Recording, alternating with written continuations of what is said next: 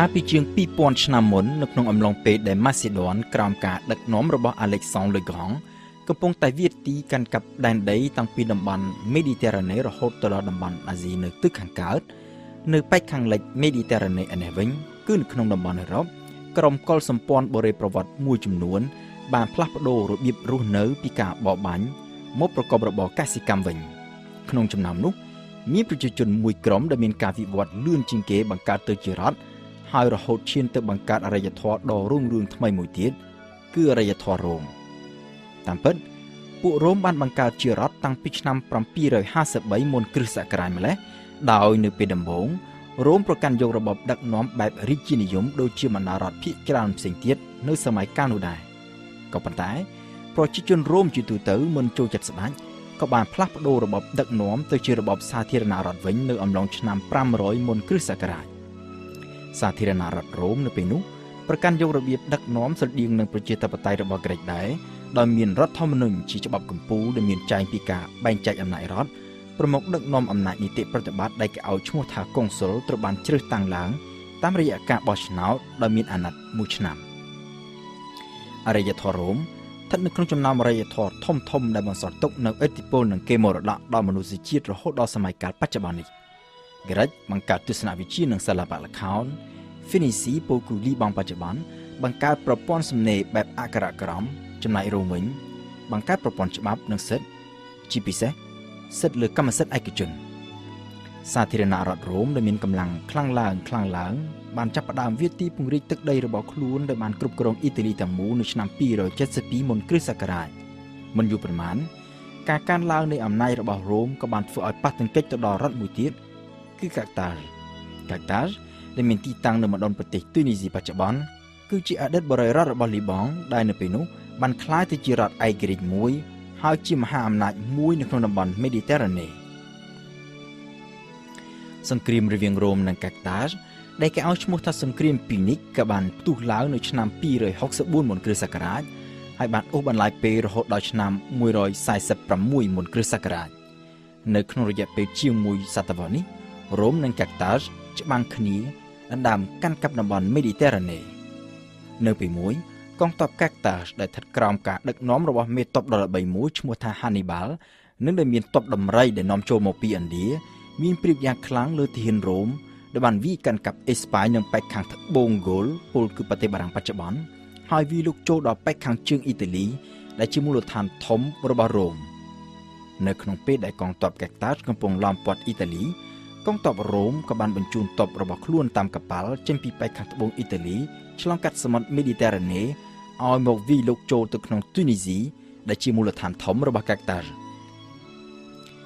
ដោយមានការភិតភ័យកាតាល់ក៏បានបញ្ជាឲ្យ Hannibal ដកកងទ័ពចេញពីអ៊ីតាលីមកវិញ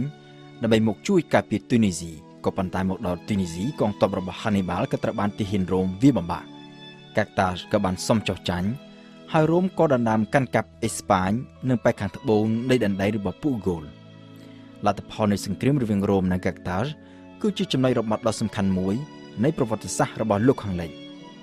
នៅពេលនោះបើសិនណាជារ៉ូមចាញ់កាតាល់វិញពេលនេះប្រជាជននៅអឺរ៉ុបប្រហែលជាកំពុងតែប្រើភាសាដែលមានដើមកំណើតពីអារ៉ាប់ហើយមិនមែននិយាយភាសាដែលមានដើមកំណើតឡាតាំងដូចជាបារាំងអ៊ីតាលីនិងអេស្ប៉ាញដូចជាពេលបច្ចុប្បន្ននេះទេ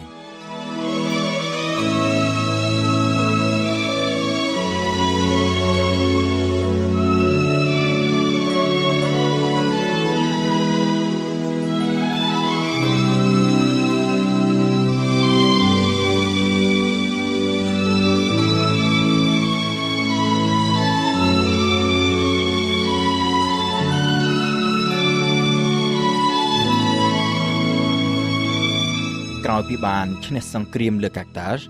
អំណាចរបស់សាធារណរដ្ឋរ៉ូមក៏បានកើនឡើងកាន់តែខ្លាំងហើយបន្តិចម្ដងបានវាយទីដណ្ដើមកាន់កាប់ទឹកដីកាន់តែច្រើនឡើងនៅក្នុងតំបន់មេឌីទែរ៉ាណេអាណាចក្រម៉ាស៊ីដនដែលបន្សល់ទុកពីអាឡិចសង់ លឺក្រង់ត្រូវធ្លាក់ក្រោមការត្រួតត្រារបស់រ៉ូមហើយនៅឆ្នាំ168មុនគ្រិស្តសករាជរ៉ូមក៏បានដាក់អាណានិគមលើក្រិចទាំងមូលក៏ប៉ុន្តែបើទោះបីជាយ៉ាងនេះក៏ដោយវប្បធម៌និងអរិយធម៌ក្រិចនៅតែមានឥទ្ធិពលខ្លាំងជាងគេនៅក្នុងតំបន់មេឌីទែរ៉ាណេដដែលពីព្រោះថាពួករ៉ូមខ្លួនឯងក៏ទទួលឥទ្ធិពលពីវប្បធម៌ក្រិចតាំងពីយូរណាស់មកហើយដែរហើយនៅទីបំផុតទៅ វប្បធម៌ក្រិចនិងវប្បធម៌រ៉ូមត្រូវរលាយចូលគ្នាតែមួយហើយគឺមហាអំណាចរ៉ូមដែលជាអ្នកចាស់ចាស់បន្តនៅឥទ្ធិពលនៃវប្បធម៌ក្រិចរ៉ូមពង្រីកទឹកដីទៅដល់ទីណាឥទ្ធិពលនៃវប្បធម៌របស់ក្រិចក៏រីកសាយភាយទៅដល់ទីនោះដែរគិតត្រឹមសតវត្សទី2មុនគ្រិស្តសករាជគឺជាលើកទី1និងជាលើកចុងក្រោយគេបង្អស់នៅក្នុងប្រវត្តិសាស្ត្រតំបន់នៅជុំវិញសមុទ្រមេឌីទែរ៉ាណេទាំងមូលត្រូវធ្លាក់ក្រោមការគ្រប់គ្រងរបស់រដ្ឋនិងអរិយធម៌តែមួយគត់គឺសាធារណរដ្ឋរ៉ូមនៅពីនោះគ្មានសត្រូវណាពីខាងក្រៅដែលហ៊ានងើបឡើងប្រឈមមុខជាមួយនឹងរ៉ូមនោះទេក៏ប៉ុន្តែរ៉ូមត្រូវប្រឈមមុខនឹងសត្រូវមួយផ្សេងទៀតគឺចំនួនផ្ទៃក្នុងខ្លួនឯងប្រជាជនរ៉ូមមានចំនួនកើនឡើងយ៉ាងឆាប់រហ័សហើយមានចំនួនកាន់តែច្រើនចំណែកឯស្ថាប័ននយោបាយនៃសាធារណរដ្ឋរ៉ូមដែលបង្កើតឡើងដំបូងសម្រាប់គ្រប់គ្រងរដ្ឋតូចមួយនោះក៏ត្រូវប្រឈមមុខនឹងបញ្ហាហើយលែងអាចគ្រប់គ្រងរដ្ឋដ៏ធំនិងដែលមានប្រជាជនយ៉ាងច្រើនសន្ធឹកសន្ធាប់បែបនេះបានតទៅទៀតរ៉ូមក៏ត្រូវធ្លាក់ក្នុងសង្គ្រាមស៊ីវិលនិងការបះបោររបស់ប្រជាជនដូចជាការបះបោរនៅក្រិចនិងនៅអេស្ប៉ាញជាដើមហើយចលាចលផ្ទៃក្នុងរបស់រ៉ូមនេះក៏បានអូសបន្លាយពេលរហូតដល់ទៅ1សតវត្សក៏ប៉ុន្តែបើទោះបីជាមានវិវាទផ្ទៃក្នុងរ៉ាំរ៉ៃបែបនេះក៏ដោយអំណាចរ៉ូមនៅក្នុងតំបន់មេឌីទែរ៉ាណេមិនបានធ្លាក់ចុះនោះទេរ៉ូមនៅតែបន្តធ្វើជាមហាអំណាចនៅក្នុងតំបន់មេឌីទែរ៉ាណេដដែលនៅប្រមាណជាពាក់កណ្ដាលសតវត្សទី1មុនគ្រិស្តសករាជនៅពេលដែលរ៉ូមកំពុងតែស្ថិតនៅក្នុងភាពចលាចលផ្ទៃក្នុងអិសរាជជនដ៏សំខាន់មួយក៏បានលេចមកឡើងនៅក្នុងប្រវត្តិសាស្ត្ររ៉ូមគឺ Julius Caesar បានជាប់ឆ្នោតជាកុងស៊ុលរ៉ូមគឺអំណាចនីតិប្រតិបត្តិនៃសាធារណរដ្ឋរ៉ូមនៅឆ្នាំ59មុនគ្រិស្តសករាជក្រោយមកទៀតសេសាបានដឹកនាំកងទ័ពរ៉ូមធ្វើសង្គ្រាមវាទីកាន់កាប់តំបន់ជាច្រើននៅក្នុងទ្វីបអឺរ៉ុបហើយនៅឆ្នាំ52មុនគ្រិស្តសករាជសេសាបានវាយបំបាក់ពួកហ្គោលគឺប្រទេសបារាំងបច្ចុប្បន្ននៅត្រង់កន្លែងមួយដែលគេហៅថាសមរភូមិអាឡេស៊ីយ៉ាក្រោយពីជ័យជំនះនេះសេសាបាននាំទ័ពវិលត្រឡប់ទៅកាន់រ៉ូមវិញដែលបានប្រើកម្លាំងទ័ពវាដណ្ដើមយកអំណាចទាំងអស់មកកាន់កាប់ក្រោយពីបានក្តាប់អំណាចពេញដៃហើយសេសាបានធ្វើសង្គ្រាមពង្រីកទឹកដីរ៉ូមហើយបានប្រកាសខ្លួនឯងថាជាមេដឹកនាំផ្ដាច់ការនៃសាធារណរដ្ឋរ៉ូមក៏ប៉ុន្តែសេសាត្រូវបានគេលុបធ្វើឃាតនៅឆ្នាំ44មុនគ្រិស្តសករាជមរណភាពរបស់ Julius Caesar គឺជាចំណុចចាប់ផ្ដើមមួយដែលបានធ្វើឲ្យរបបសាធារណរដ្ឋនៅរ៉ូមឈានទៅរកការដួលរលំហើយជំនួសមកវិញដោយរបបដឹកនាំថ្មីមួយទៀតគឺចក្រភពរ៉ូមចក្រភពរ៉ូមដែលចាប់កំណើតឡើងនៅឆ្នាំ27មុនគ្រិស្តសករាជហើយបន្តជាមហាអំណាចគ្រប់គ្រងពិភពលោករហូតដល់ឆ្នាំ476នៃគ្រិស្តសករាជគិតជាសរុបទៅរ៉ូមទាំងក្នុងសម័យកាលសាធារណរដ្ឋនិងក្នុងសម័យកាលជាចក្រភពរ៉ូម